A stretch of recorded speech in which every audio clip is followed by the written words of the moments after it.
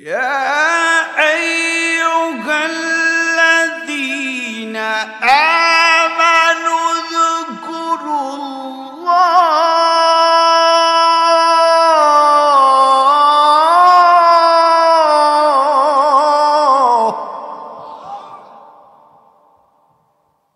يا أيها الذين آمنوا اذكروا الله ذكرا كثيرا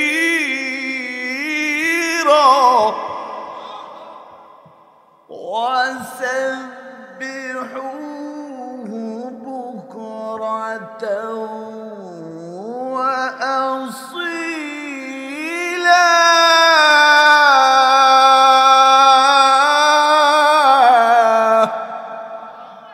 কার নামে জিকির কম না বেশি ভিন্ন আয়াত আল্লাহ বলে ফাযকুরুনি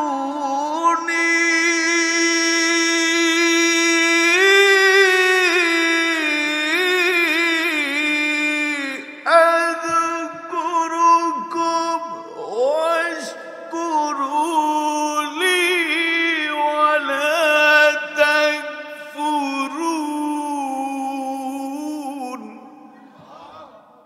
কাকে স্মরণ করতে বলছেন? আমাকে স্মরণ করো। এজন্য দিল খুলে জিকির করবেন। বাবার নামের জিকির নয়, ফিরের নামের জিকির নয়। যারা বাবার নামে জিকির করে এগুলা জিকিরের নামে ভণ্ডামি, যারা ফিরের নামে জিকির করে এগুলা জিকির নামে ভণ্ডামি। ঠিক কিনা বলেন? জিকির কার নামে হবে? জোরে বলেন কার নামে? কারণ সব কিছুর মালিক কে? হায়াতে আল্লাহ, মওতে আল্লাহ। হায়াতে আল্লাহ, মওতে আল্লাহ। কবরে আল্লাহ, হাশরে আল্লাহ। লা ইলাহা ইল্লাল্লাহ, লা ইলাহা ইল্লাল্লাহ, লা ইলাহা ইল্লাল্লাহ, লা ইলাহা। সিজদা করব না গায়রুল্লাহ, সিজদার মালিক ইল্লাল্লাহ। ঠিক নেই? সিজদা করব না গায়রুল্লাহ, সিজদার মালিক ইল্লাল্লাহ, লা ইলাহা ইল্লাল্লাহ। বলো লা ইলাহা ইল্লাল্লাহ, লা ইলাহা ইল্লাল্লাহ। বাজার মাজার গায়রুল্লাহ, চন্দ্র সূর্য গায়রুল্লাহ। ঠিক নেই? চন্দ্র সূর্য গায়রুল্লাহ, বাজার মাজার গায়রুল্লাহ। এক আমার আল্লাহ, এক আল্লাহ। বলো এক আমার আল্লাহ, এক আল্লাহ, লা ইলাহা ইল্লাল্লাহ, লা ইলাহা ইল্লাল্লাহ,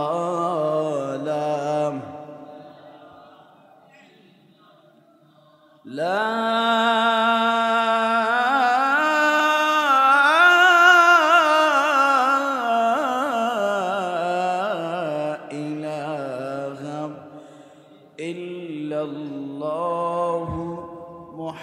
মুহাম্মাদুর রাসূলুল্লাহ সাল্লাল্লাহু আলাইহি ওয়াসাল্লাম। বাগমারা পরবানিয়া মাদ্রাসার উদ্যোগে আজ 31 অক্টোবর রোজ বৃহস্পতিবার মহতে মাহফিলের সম্মানিত সভাপতি আল্লামা হযরত মাওলানা আলী আশরাফ দাওয়াত বরাকাতুহুম আজকের মাহফিলের সেরেতাজ আমাদের মুরব্বী হাজারো লক্ষ লক্ষ তাওহীদি জনতার হৃদয়ের স্পন্দন ফিরে কামেল আল্লামা ফজলে আলাহি দাওয়াত বারাকাতুহুম আল্লাহ পাক হুজুরের হায়াতের মধ্যে বরকত দান করুন বলি আমিন। দূর দূরান্ত থেকে যারা প্রায় হেঁটে গাড়ি দিয়ে কষ্ট করে আজকের এই কোরআনের আলোচনা শোনার জন্য আসলেন, বসলেন, খুশি না বেজার? সবাই বলেন। যারা খুশি তারা বলেন আলহামদুলিল্লাহ। দুরুদ সালাম মহানবী, হায়াতুন নবী, জিন্দা নবী, রাহমাতুল লিল আলামিন, খাতামুন নবিয়্যিন, ইমামুল মুরসালিন হযরত মুহাম্মদুর রাসূলুল্লাহ পড়েন সাল্লাল্লাহু আলাইহি ওয়াসাল্লামের সর্বোপরি শুকর আদায় করি আজকের এই মাহফিল যারা বাস্তবায়ন করার জন্য অর্থ, শ্রম, বুদ্ধি, সুপরামর্শ দিয়েছেন। হয়তোবা এটা সম্ভব হতো না যদি গত বছর 31 অক্টোবর হতো, ঠিক কিনা বলেন? 2023 31 অক্টোবর হয়তোবা এমন সুন্দর আয়োজন করা সম্ভব হতো না। আপনারা করতে চাইলেও পারমিশন পাওয়া যেত না, ঠিক কিনা বলেন? কারণ হলো এই দেশে কিছু নাস্তিক এতভাবে মাথা নাড়া দিয়ে এরা উঠেছে, এরা এত মন্দির, এত সিনেমা, এত যাত্রাপালা, এত অশ্লীল কৌতুক চলে, এদের কোনো বাধা নাই, নিষেধাজ্ঞা নাই। শুধু কোরআন শুনলে এদের মাথার সান্দি গরম হয়, ঠিক কিনা বলেন?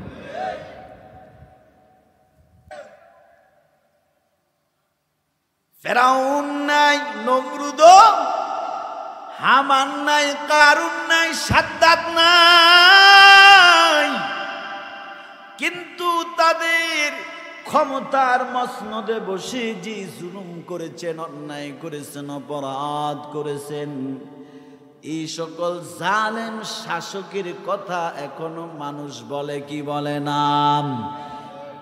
এই বয়ান শুনে মানুষ তাদের উপরে এত ঘৃণা, এত ঘৃণা, কেউ কোনোদিন তাদের সন্তানের নাম ফেরাউন রাখে না, নমরুদ রাখে না, হামান রাখে না, আরুন রাখে না, সাদ্দাত রাখে না।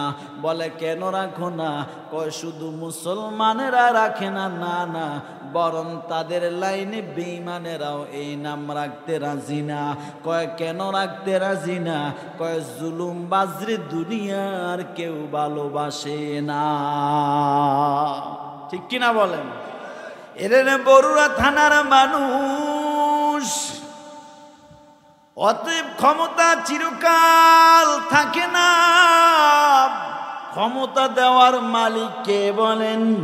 কুলিল্লাহুম্মা মালিকাল মুলকি তুতিল মুলকা মান তাশা ওয়া তুইজ্জু মান তাশা ওয়া তুযিল্লু মান তাশা। মনে রাখবেন, সব কিছুর পরিকল্পনা, সিদ্ধান্ত আসে কার থেকে বলেন?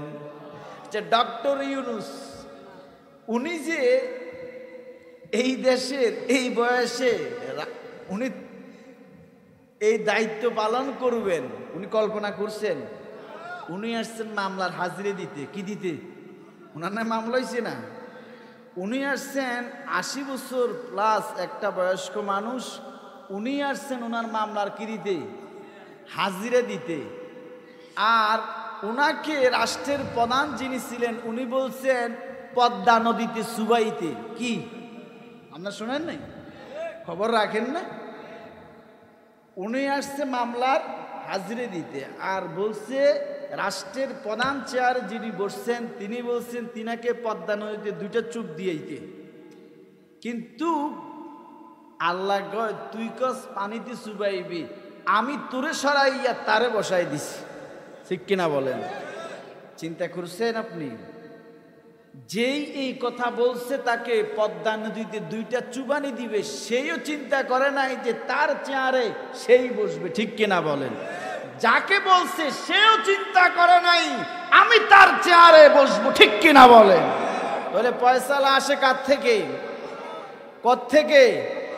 উপর থেকে আসে। আমি গত বছর মাহফিলে গেছি চট্টগ্রামে, তো একজন বলতেছে এক নেতাকে, হুজুর এই রাজনীতি কোনো আলোচনা করিয়েন না, এই শুধু ইয়া বলবেন কোরআন হাদিস থেকে। কি থেকে? কোত্থেকে? আচ্ছা কোরআন হাদিসে তো বলছি শুধু নামাজের কথা আছে, কোরআন হাদিস সব বিষয় কথা আছে না? আছে না? আচ্ছা, তো বলছিলাম কোরআন হাদিস থেকেই বলবো, তবে আপনি শুনবেন না? কোরআন হাদিস থেকে বললে শুনবো। আচ্ছা আচ্ছা, আপনারা বলেন তো কোরআন হাদিস থেকে এই জন্য বলবেন যেই উপরের থেকে খুব চাপ কি আছে, খুব কি আছে, খুব চাপ আছে। উপরটা উপরে কে বলেন? জোরে বলেন। আল্লাহ। এখন তিনি যখন বলছেন যে উপরের থেকে চাপ আছে, আমি জানি তো উপরে একজন আছেন, তিনি কি? উপরে কি অন্য কেউ আছে? হ্যাঁ, আপনি যদি বলেন উপরের থেকে চাপ থাকার কারণে আপনারা আলেমদের কণ্ঠকে চেপে ধরবেন, আলেমদের কথাকে বন্ধ করবেন, তাহলে এটাও মেনে নেন আপনাদের এই অধপতন হয়েছে একমাত্র উপরের চাপে। ঠিক কিনা বলেন? কার চাপে? উপরের চাপে। রাগ করেন আপনারা? কষ্ট হচ্ছে? কে কোন দল করেন জানি না, তবে যে জুলুম করে তার পক্ষে আমি না। ঠিক কিনা বলেন? আপনি দল করতেই পারেন, এটা আপনার ব্যক্তিগত বিষয়, তবে মনে রাখবেন যে জুলুম করে তার পক্ষ যদি আপনি নেন, কিয়ামতের দিন আপনিও জালেমের কাঠগড়ায় দাঁড়াতে হবে। ঠিক কিনা বলেন? রাজনীতি করা অপরাধ না, রাজনীতি করা গুনার কাজ না, রাজনীতি করা ইবাদত সওয়াবের কাজ। ঠিক কিনা? তবে রাজনীতিটা যেন ফ্যাট নীতি না হয়, রাজনীতি যেন দুবাইয়ে বাড়ি করা না হয়, রাজনীতি যেন লন্ডনে বাড়ি করার উদ্দেশ্য না হয়, রাজনীতি যেন জনগণের কোটি কোটি টাকা লুণ্ঠন করা না হয়, রাজনীতি যেন হয় জনগণের সেবামূলক। ঠিক কিনা বলে? ওমর রাষ্ট্র চালাইছে কিনা? জোরে বলেন। ওমর রাষ্ট্র চালাইছে না? চুরি করছে, জুলুম করছে, অন্যায় করছে, অপরাধ করছে? না না, হায় হায়, কেমন রাষ্ট্র চালাইছে। গভীর রাত্রে সাইয়েদনা ওমর কেমন রাষ্ট্র শাসক, শুধু বাংলাদেশের মতো টিকটিকির মতো মানচিত্রে বাংলাদেশে দেখা যায়। ওমর ছোট্ট রাষ্ট্র বাংলাদেশ না অর্ধজাহান শাসন করেছেন হযরত ওমর। সুবহানাল্লাহ বলেন। কেমন ছিলেন ওমর? জান্নাতের 2 নম্বরে টিকিট প্রাপ্ত সাহাবী হযরত ওমর। রাতের গভীরে ঘুমায় না, হেঁটে হেঁটে মানুষের খবর নেয়। হঠাৎ করে দেখেন একটা বাড়ির মধ্যে বাচ্চার কান্নার আওয়াজ শোনা যায়। ওমর দাঁড়ায় গেলেন, কি ব্যাপার? অন্ধকারে বাড়ির মধ্যে ঘরের মধ্যে কান্নার আওয়াজ পাই কেন? কান লাগায়া দেখেন একটা মা তার সন্তানদেরকে খানার জন্য মাকে বিরক্ত করে, কান্না করে, আম্মা খানা দাও। পেটের ক্ষুধায় অনেক কষ্ট হয়, মা সন্তানরে সান্ত্বনা দিয়া বলে একটু অপেক্ষা করো, খানা সবে মাত্র বসাইলাম, তোমরা ঘুমিয়ে যাও, খানা রান্না হলেই আমি তোমাদেরকে খানা দিব। বাচ্চারা কান্না করে সাইয়েদনা ওমর তাকাইয়া দেখেন মহিলা চুলার মধ্যে আগুন দিয়ে পাতিলা বসাইয়া কি যেন রান্না করে। একটু পরে দেখেন বাচ্চারা ঘুমায়া গেল। ওমর কাছে গিয়া সালাম দিয়ে বললেন, মা কি করেন? বলে, কে তুমি এত রাতের গভীরে? বলে, আম্মা জান ভয় পাবেন না। কি ব্যাপার? আপনার চুলার মধ্যে কি যেন রান্না করেন? বলে, বাবা চুলার মধ্যে শুধু পানি ছাড়া কিছু নাই পাতিলার মধ্যে। তো সন্তানদেরকে যে আপনি খানা পাকানোর সান্ত্বনা দিয়ে ঘুম পাড়াইলেন, কারণ কি? মহিলা ডাক দিয়া বলে, কে তুমি যুবক? এত প্রশ্ন কেন করো? তুমি তো আমার খবর জানো না। আমার স্বামী যুদ্ধের ময়দানে গিয়ে শাহাদাত বরণ করেছি। আমার সন্তান, আমি সংসার চালাইতে বড্ড কষ্ট হয়। সন্তানদের পেটের যন্ত্রণায়, পেটের ক্ষুধার যন্ত্রণায় আমি কি করব? সন্তানরা পেটের ক্ষুধা ঘুমাইতে পারে না। আমি মা সান্ত্বনা দেওয়ার জন্য মিশামিশি চুলার মধ্যে পাতিলা বসাইয়া পানি উতরাইতেছি আর তাদেরকে সান্ত্বনা দিয়ে ঘুম পাড়ানোর চেষ্টা করতেছি। ওমর এই কথা শুনি আর একটা সেকেন্ড এখানে দাঁড়ায় না, দৌড়াইয়া গেছে বাইতুল মালে। সাইয়েদনা ওমর দৌড়াইয়া গিয়া বাইতুল মাল থেকে আটা নিয়া ওমর বস্তার ভিতরে ঢুকাইয়া খাদেম আসলামরে ডাক দেয়া করে, আসলাম তাড়াতাড়ি আমার মাথার মধ্যে আটার বস্তাটা তুলে দে। সাইয়েদে আসলাম ডাক দেয়া কই, ও গো খলিফাতুল মুসলিমিন ওমর, এত রাতের গভীরে আটার বস্তা মাথায় নিয়ে কই দৌড়ান? আপনি কেন নেবেন? আমি তো আপনার খেদমতে নিয়োজিত। ওমর দেন আটার বস্তাটা আমি আসলামের মাথায় তুলে দেন। ওমর ডাক দিয়া কয়, রে খাদেম আসলাম, আজকে তুই আমার মাথা থেকে আঠার বোঝা তুলতে চাও না? তোর বড় কষ্ট হয়। আমি ওমর, আমি রাষ্ট্রের প্রধান, আমি খলিফাতুল মুসলিমিন, আমার মাথায় আটার বস্তা তুলতে তোর বড় মায়া হয়, তোর বড় কষ্ট হয়। এরে আসলাম, কিয়ামতের দিন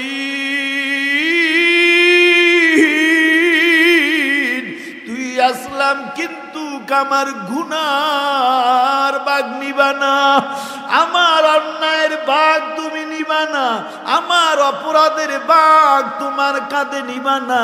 না না, তাড়াতাড়ি আমি ওমরের মাথায় আটার বস্তা তুলে দাও। ওমর আটার বস্তা নিয়ে দৌড়ায়।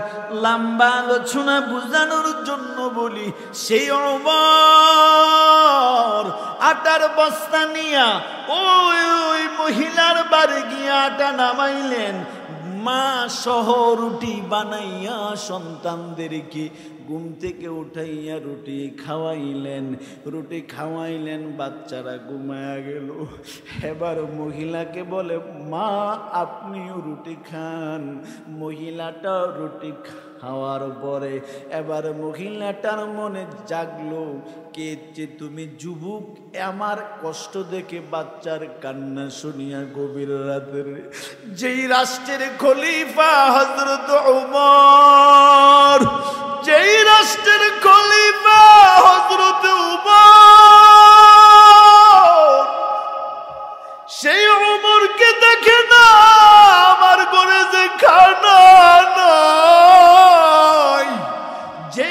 ওমরের দায়িত্ব আমার খবর নেওয়ার, আমার সংসারের খবর নেওয়ার। সেই ওমরকে তো দেখলাম না। আমার মন বলে ওমরকে যদি রাষ্ট্রের খলিফা প্রধান না বানাইয়া তোমার মতো যুবকরে যদি রাষ্ট্রের খলিফা বানাইতো, মনে হয় যেন রাষ্ট্রের একজন নাগরিকও না খেয়ে থাকতো না।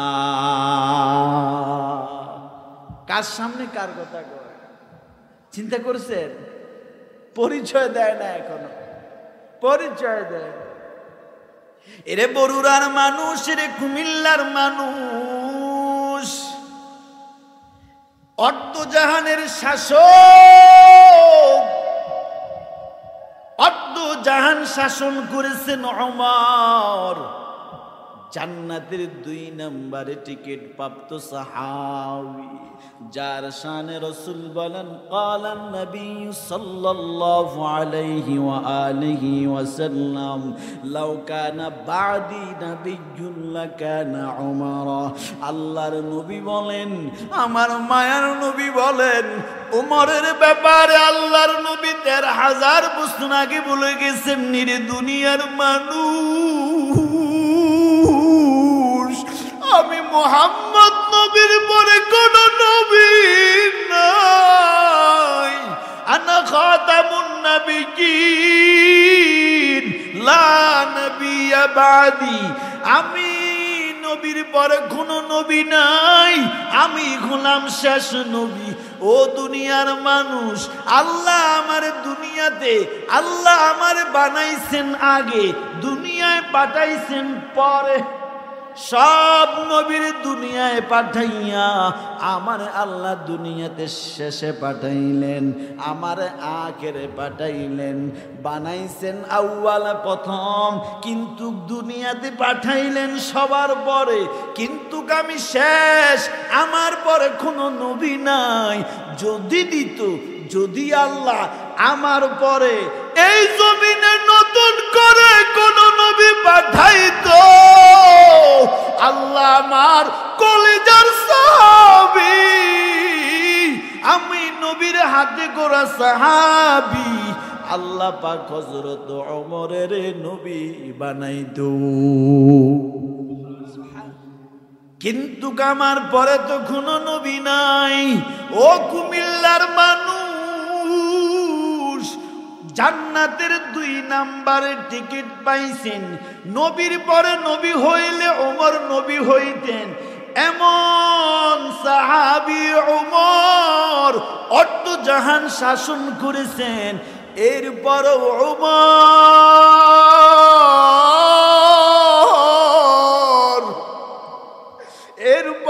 ওমরের মনের কি চিন্তা জানেন?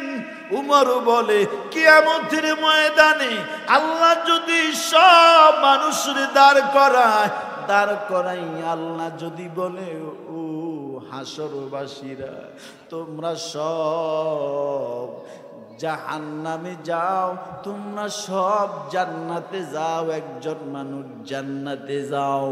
ওমর বলে, আমার ভয় হয়, আমার চিন্তা হয়, আল্লাহ যদি হাসরের মাঠে সবাইয়ের দাঁড় করায়া বলে, ও হাসরবাসীরা, ও আমার মুহাম্মদ নবীর উম্মতেরা, ও আমার নবীর আশিকেরা, তোমরা যারা আমি নবীকে ভালোবাসছো, আমার নবীকে মুহাব্বত করেছো, আমার এতিম নবীর সুন্নাতরে গলার মালা বানাইছো, ও আমার সেই এতিম নবীর মায়ার নবীর উম্মত, তোমরা যারা আছো সব আজকে তোমরা জাহান্নামে যাও, একজন মানুষ জান্নাতে যাও। ওমর বলে, এই একজন মানুষ আমি ওমর ছাড়া কেউ না। পক্ষান্তরে আল্লাহ যদি বলে, তোমরা সব জান্নাতে যাও, একজন মানুষ জাহান্নামে যাবে। ওমর বলে, আমি বড় ভয় পাই, এই একজন জাহান্নামী মানুষ নাকি আমি ওমর হইয়া যা। কেমন আশা, আবার কেমন চিন্তা করছে। এ কথাটা কেন বললাম? আপনারা যারা আছেন মুসলমান, আপনাদের দিলের বিবেককে লাড়া দিতে কথাটা বলছি। চরমনার পীর যদি ক্ষমতা যায়, চরমনার শাইখ যদি ক্ষমতায় যায়, ওমরের মতো এই দেশে দুর্নীতি, চাঁদাবাজি, টেন্ডারবাজি হবে না, রডের বদল বাস হবে না, ঠিক কিনা? এই দেশের হক্কানি আলেমরা যদি রাষ্ট্রের গুরুত্বপূর্ণ চেয়ারে বসে, আল্লামা মুফতি রাজাউল করিম শাইখে চরমনাই, মুফতি ফাইজুল করিম শাইখে চরমনাই, আল্লামা মামুনুল হক সহ এই দেশের হক্কানি আলেমরা যদি রাষ্ট্রের গুরুত্বপূর্ণ দায়িত্বে চলে যায়, এই দেশ দুর্নীতি থাকবে না, চাঁদাবাজি থাকবে না, টেন্ডারবাজি থাকবে না, ঠিক কিনা বলো?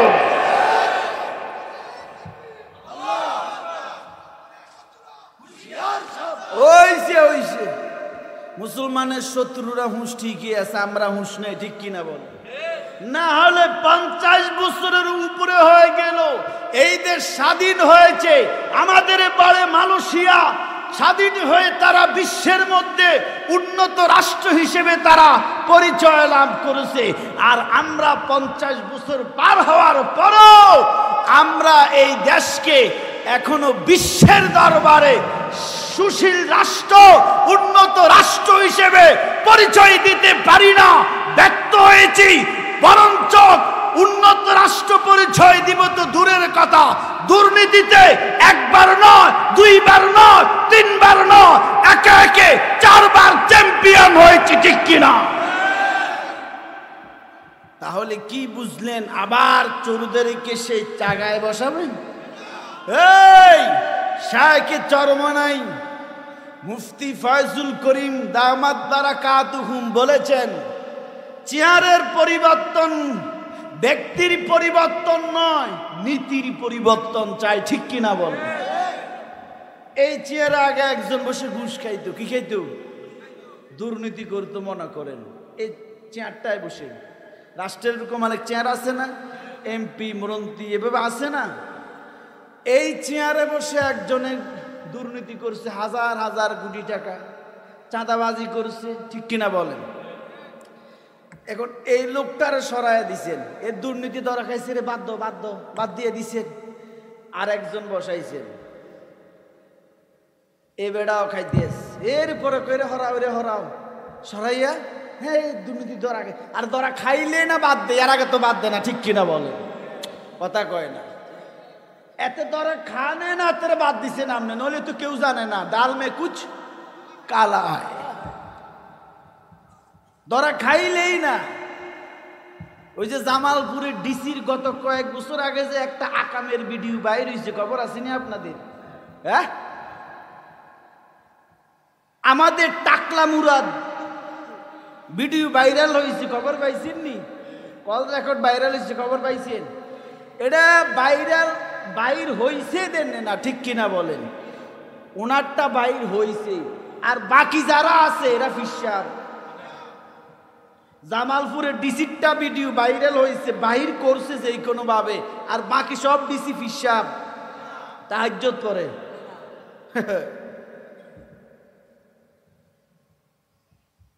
আলেমরা তাদের বৈধ বউ নিয়ে রিসোর্টে গেলে কয় দর্শনের মামলা দাও, ঠিক কিনা বলে? আর তোমরা মাইয়া নিয়ে তোমাদের সচিবালয় আকাম কুকাম করো, মদ খাও, ফরিমনির মতো লুচ্ছা মাইয়ারে নিয়া মদের আসর বসাও, এর চাইতে লুচ্চামি আর কি হতে পারে, ঠিক কিনা বলে?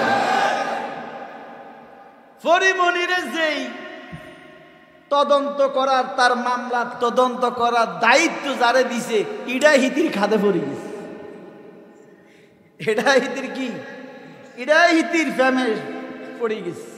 তো যারে দিয়ে ভূত ধুয়াইব, সর্ষা দিয়ে ভূত তাড়াবে, সেই সরিষার মধ্যে যদি ভূত থাকে, ভূত তাড়াবে কি কচু? কথা বলে না? এই জন্য আমার ক্লিয়ার কথা, সময় এসেছে আপনাদের বিবেককে লাড়া দিতে হবে। চেয়ারের মধ্যে যেই বসছে, শুধু ব্যক্তির পরিবর্তন নয়, এখন থেকে নীতির পরিবর্তন, আদর্শের পরিবর্তন, হক্কানি আলেমদেরকে যোগ্য চেয়ারে বসায় দাও। এই দেশের মানুষের সম্পদ লুণ্ঠন হবে না, দুর্নীতি থাকবে না, চাঁদাবাজি থাকবে না, লুণ্ঠন থাকবে না, দর্শন থাকবে না, ইফতিজিং থাকবে না। ঠিক কিনা বলো? সৌদিতে গেছি এই রমজানে, বলছি যে আপনাদের এখানে ইফতিজিং এর মামলা টামলা আছে নাকি? ইফতিজিং কি? দর্শন নাই, দুর্নীতি নাই, চাঁদাবাজি নাই, টেন্ডারবাজি নেই, সব আমাদের দেশ। কোন দেশে? বাংলাদেশ। এই জাতির ভাগ্য পরিবর্তন হবে না যতদিন না এই জাতির গুরুত্বপূর্ণ চেয়ারে ভালো মানুষকে বসাবে না। ঠিক কিনা বলেন? এজন্য অনেক বসাইছেন, বসাইছেন উঠাইছেন, বসাইছেন উঠাইছেন।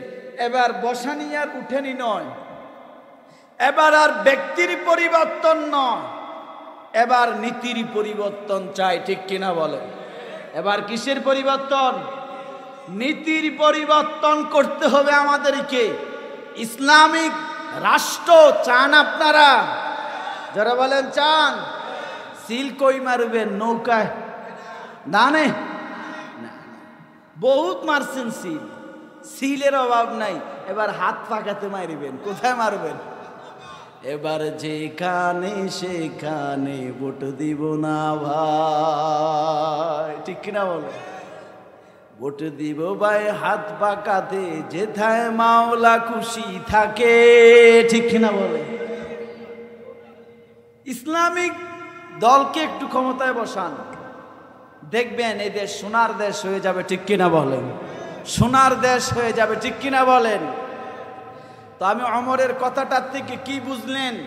ওমর রাষ্ট্রের গুরুত্বপূর্ণ চেয়ারে বসার কারণে ওমর দুর্নীতি করছে, চাঁদাবাজি করছে, টেন্ডারবাজি করছে? না, কিচ্ছু করে নাই। বরঞ্চ রাত্রের গভীরে হেঁটে হেঁটে সাধারণ একটা মানুষের কোন অবস্থায় আছে খবর নিছি। এমন লোক আমাদের দরকার। ঠিক কিনা বলেন? দোয়া করেন আল্লাহ যাতে এই জমিনটাকে কোরআনের জমিন বানায় দেয়, বলে আমিন। আল্লাহ যাতে রাষ্ট্রটাকে আলেমদের মাধ্যমে পরিচালনার সুযোগ করে দেয়, বলে আমিন। আর জোরে বলেন আমিন। এবার আসেন, কষ্ট হচ্ছে আপনাদের? কি রাগ করতেছেন? আহারে বাঁশ রে বাঁশ, 16 বছরের বাঁশ কত যে জমাইস, কয়মুর দিকে দিতাম বাঁশ কম। 16 বছর শুধু হুজুরদেরকে দিছে বাঁশ। ঠিক কিনা বলেন? ইমামদেরকে, হুজুরদেরকে, বক্তাদেরকে শুধু বাঁশ। এখন এই বাঁশ খোলা লাগবে না? আপনি যে জায়গা বুঝি আলেমদেরকে বাঁশ দিছেন, বাঁশ বুঝেন? ওই যে কইছি হুজুরে উনার বৈধ বউ নিয়ে রেসি উঠে গেছে, উনার নামে দর্শনের মামলা দিয়া 3 বছর জেলে দিয়া উনারে হাতে পায়ে বেরি লাগাইছেন। ঠিক কিনা বলেন? আপনি চিন্তা করছেন ওই জাতির ভাগ্য কত খারাপ, যারা শাইখুল হাদিস ইবনে শাইখুল হাদিসের হাতে পায়ে লোহার বেরি লাগায়া 3 বছর মিথ্যা মামলা, নারী দর্শনের তুকমা দিয়া জেলে ঢুকায়া রাখে। যারা শাইখুল হাদিস মেনে শাইখুল হাদিস আল্লামা মামুনুল হককে মানিব্যাগ চুরির মামলা দেয়, নাউজুবিল্লাহ কয় না? আর এই কথা তো শয়তানও বিশ্বাস করে না। ঠিক কিনা বলে? যদি শয়তানরা আমি দেখতাম, কইতাম যে মামুনুল হকের নামে যে মানিব্যাগ চুরির মামলা দিছে, তুই বিশ্বাস করসনি? কবে এটা আমি বিশ্বাস করি না, কিন্তু আপনাকে শেখ হাসিনা বিশ্বাস করে। কথা কয় না? কি বাস্তব না বাস্তব?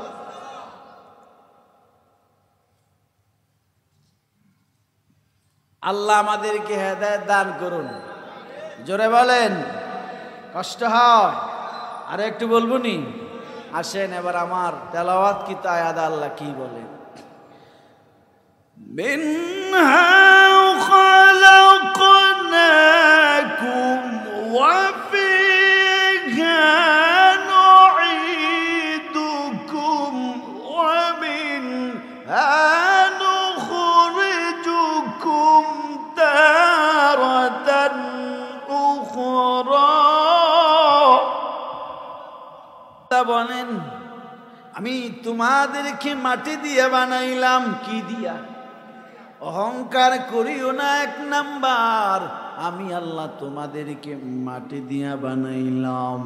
মাটি দিয়া বানাইলাম মানে হলো মাটি যেমন নরম, তুমিও মাটির মতো নরম হও। মাটির মতো যদি নরম হও, তোমার ঠিকানা হবে জান্নাত। আল্লাহ বলেন, এরে মানুষ, আমি তোমাদেরকে মাটি দিয়া বানাইলাম। কি দিয়া বলেন? কোরআনের ভিন্ন জায়গায় আল্লাহ বলেন, খালাকাল ইনসানা মিন সালসালিন কালফাখার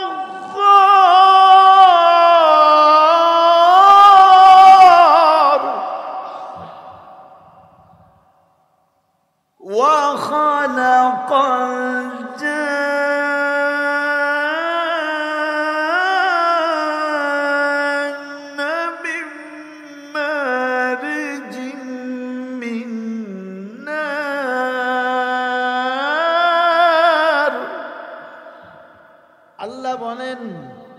খালাকাল ইনসান, আমি ইনসান বানাইলাম মিন সালসালিন কাল ফাখার, আমি মানুষরে মাটি দিয়া বানাইলাম। এখন আসেন, আমরা মাটি সৃষ্টি, আল্লাহ মাটি দিয়া বানাইলেন। ওয়া ফিহা নুঈদুকুম, আল্লাহ বলেন আবার তোরা মাটির ভিতরে ডুববি। কে ঢুকাবে? জোরে বলেন। মাটি দিয়া বানাইছে কে? আবার মাটির ভিতরে ঢুকাবেন কে? ওয়া মিনহা নুখরিজুকুম তারাতান উখরা,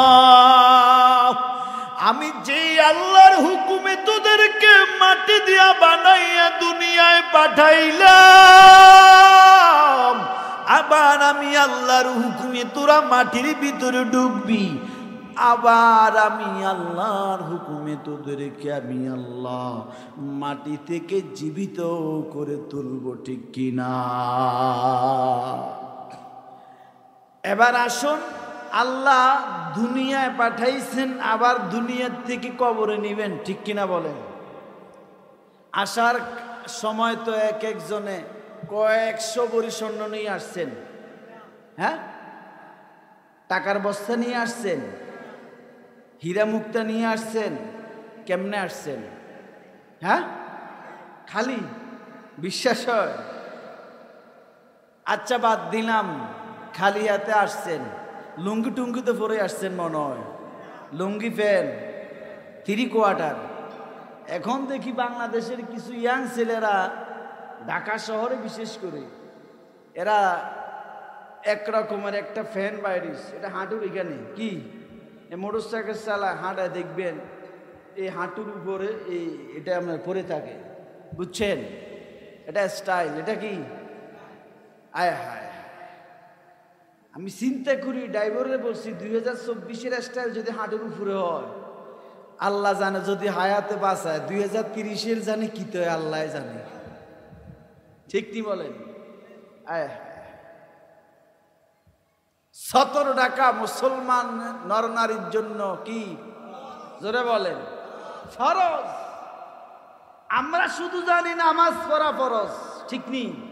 কথা কয় না, শুধু নামাজ, কিন্তু পর্দা করাও ফরজ। ঠিক কিনা বলেন? যাকাত দেওয়া ফরজ। ঠিক কিনা বলেন? হজ করাও ফরজ, সাধ্য পরিমাণ, নেশাব পরিমাণ মাল থাকলে। ঠিক কিনা বলেন? এটার খবর নাই। কোরবানি দে বছরে 5 লাখ 3 লক্ষ টাকা খরচ করে, কি এটা? জোরে বলে না। কোরবানি দেওয়া কি? জোরে কয় না। অনেকে জানে না, চুপ করে বই রয়েছে, কি না কি কই বিপদে মুসিবতে পড়ি। এটা এক বালা সিস্টেম করছেন, যারা পারেন না এনে চুপ করে বইতে আইয়েন, কারণ উল্টা পাল্টা কইতে লাভ নয়। ওই যে আমার উস্তাদে কইছিল, যখন দেশ স্বাধীন হয় তখন পাঞ্জাবিরা দড়ি দড়ি জিজ্ঞায়, তুই হিন্দু হো না মুসলমান হো? এখন একদলে চিন্তা করে, আমি কি মুসলমান হই বিপদে হই না হিন্দু কই বিপদে হই? এতে কইতেছে, কয় মুসলমানও না হিন্দুও না। কথা বুঝছেন? বছরে একবার কুরবানি দেওয়া কি মুসলমানের জন্য কি ওয়াজিব? সবার জন্য? এই ওয়াজিবটা সবার জন্য নাকি যাদের উপরে কুরবানি ওয়াজিব হওয়ার মাসলা অনুযায়ী যাদের সেই পরিমাণ মাল আছে, ঠিক কিনা বলেন?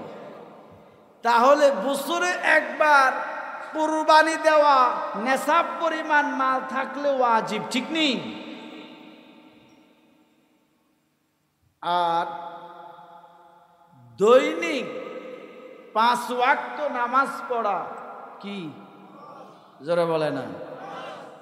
আচ্ছা, কয়টা ওয়াজিব একত্রিত করলে একটা ফরজের সমান হবে? জোরে বলেন তো, কয়টা ওয়াজিব একত্রিত করলে একটা ফরজ? একটা ফরজ মানে ধরেন না, ফজরের 2 রাকাত ফরজ নামাজ আছে না? হ্যাঁ, এই কয়টা ওয়াজিব একত্রিত করলে একটা ফরজের সমান হবে জানা আছে কারো? হ্যাঁ, আমার এক উস্তাদ বলছিলেন উদাহরণ দিয়ে, উনি কিতাব পড়াচ্ছেন, তো নোয়াখালীর এক ছেলে আমাদের সাথে পড়তো, তো তেইকো হুজুর এই ফরজ আর ওয়াজিবের মধ্যে ব্যবধানটা কেমন? যে ফরজ আর ওয়াজিব, এখন কয়টা ওয়াজিব একত্রিত করলে একটা ফরজের সমান হবে? তো হুজুরে চিন্তা করছে, তোদের বাড়ি কই? নোয়াখালী। তোদের নোয়াখালীতে তো নারিকেল গাছ বেশি আর সুপারি গাছ বেশি। গাছ নোয়াখালীতে অনেক নারিকেল গাছ, সুপারি গাছ। তো হুজুর বলছে যতটা সুপারি গাছ একত্রিত করলে একটা নারিকেল গাছ হবে। বুঝেন নাই? 100,000 কোটি সুপারি গাছ একত্রিত করলে একটা নারিকেল গাছ বানানো যাবে?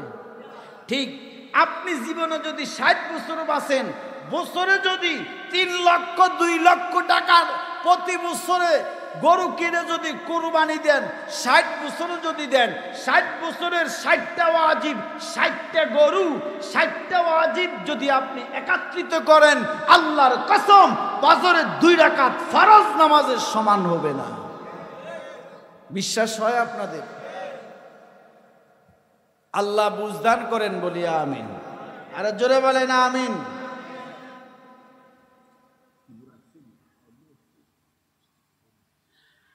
আল্লাহ আজকের মাহফিলকে কবুল করেন, বলি আমিন।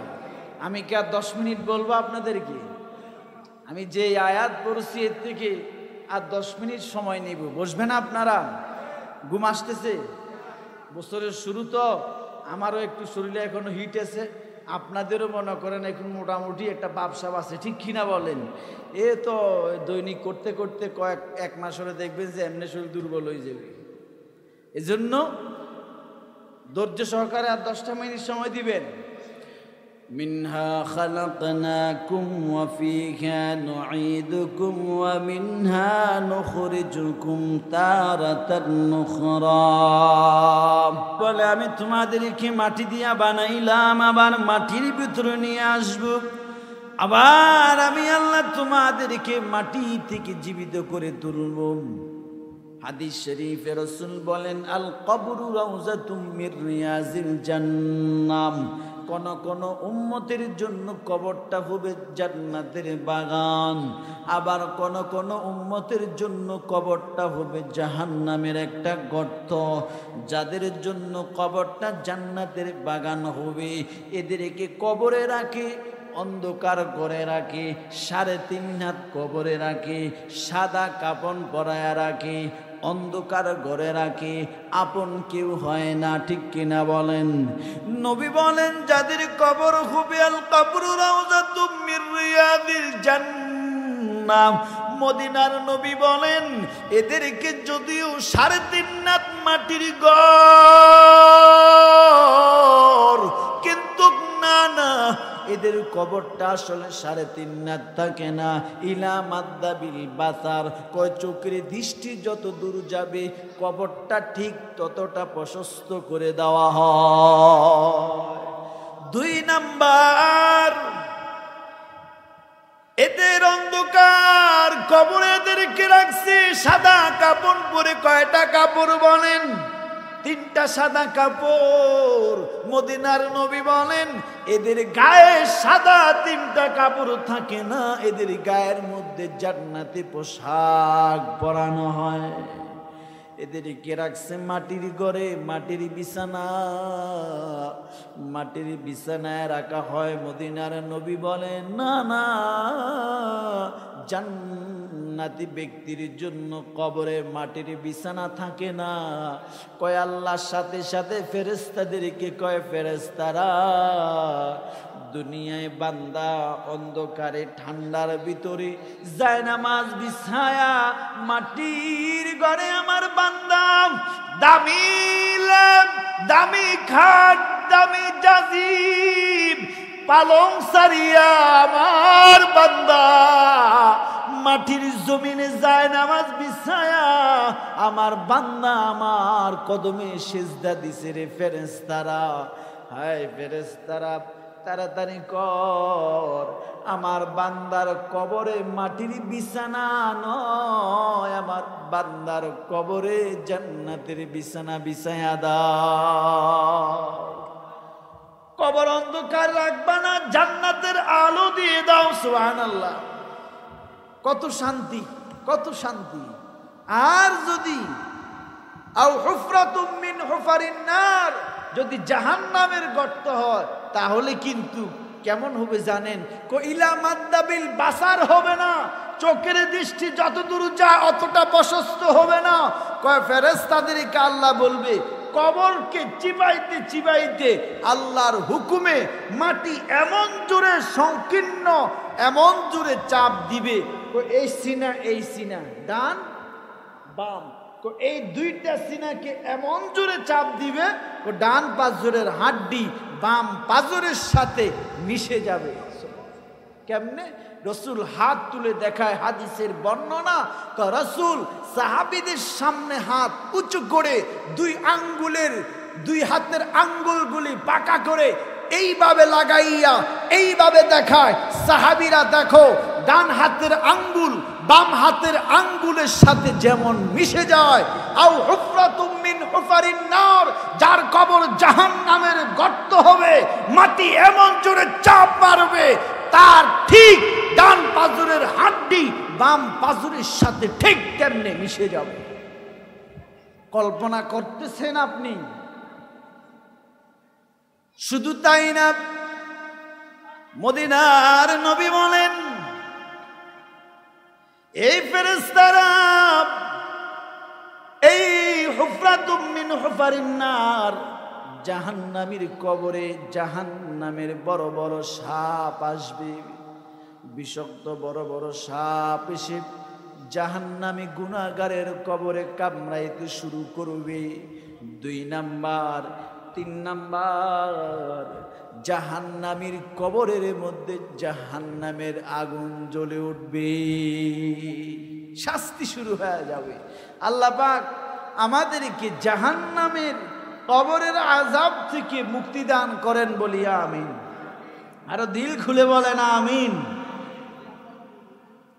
গুনাহ নিয়ে কবরে গেলে এই শাস্তি, আর যদি নেক আমল করে নামাজ পড়ে কবরে যান, আলেমদের সাথে সম্পর্ক রেখে কবরে যান, মাদ্রাসার সাথে সম্পর্ক রেখে যদি কবরে যান, আপনি মরার পরে আপনার সাথে কিছু যাবে না, কিন্তু কোরআন আপনার পক্ষে দাঁড়ায় যাবে। সুবহানাল্লাহ। হাদিসে আসছে ইযা উযআল মাইয়িতু ফি কবরিহি জাআল কুরআনু ইনদা রাসি ওয়াস-সালাতু আন ইয়ামিনি ওয়াস-সিয়ামু আন শিমাল ওয়াসাইরুল হাসানাতি ইনদা রিজলাই। নবী বলেন 4টা বন্ধু নিয়ে কবরে যাও। কয়টা বন্ধু? 4টা বন্ধু নিয়ে কবরে যাও। মানুষ মরে গেলে ঘর বাড়ি স্ত্রী সন্তান সব ছাইরা একা একা কবরে যায়। দুনিয়ায় আসছেন খালি হাতে, যাবে না খালি হাতে। দুনিয়ায় আসার সময় যেমন খালি, যাওয়ার সময়ও তেমন খালি। মদিনার নবী বলেন দুনিয়ায় আসছো একা, খালি আসছো, যাওয়ার সময় একা যাইবা, খালি যাইবা। স্ত্রীর সাথে 40-50 বছর কাটাইলা, স্ত্রীও তোমার সাথে যাবে না। বন্ধুর সাথে কাটাইলা, বন্ধু তোমার সাথে যাবে না। সব সময় কাটাইলা, যাদের সাথে সময় কাটাইলা 40-50-60-100 বছর কাটাইলা, কেউ তোমার সাথে যাবে না। তবে কবরে কেমনে থাকবে? একা একা ঘর, সাপ বিচ্ছুর ঘর, একা একা অন্ধকার ঘর, কেমনে কাটাইবা? একা একা তো তুমি কেমনে থাকবা? মদিনার নবী বলেন, দুনিয়ায় থাকতে 4টা বন্ধু বানায়া কবরে যাও, আমি নবী ওয়াদা দিলাম তোমার কবরে আযাব হবে না। কয়টা বন্ধু? জোরে বলেন, কয়টা বন্ধু? 4টা বন্ধু। কয়টা? 4টা বন্ধু। আপনি 4টা বন্ধু নিয়ে কবরে যান, নবী বলে আমি নবী ওয়াদা দিলাম তোমার কবরে জাহান্নামের আগুন জ্বলবে না, তোমার কবরে জাহান্নামের বিষাক্ত সাপ আসবে না, তোমার কবরে মাটি চাপ দিবে না, তোমার কবরে আযাব হবে না। 4টা বন্ধু নিয়ে যাও। কয়টা বন্ধু? শুনবেন 4টা বন্ধুর নাম?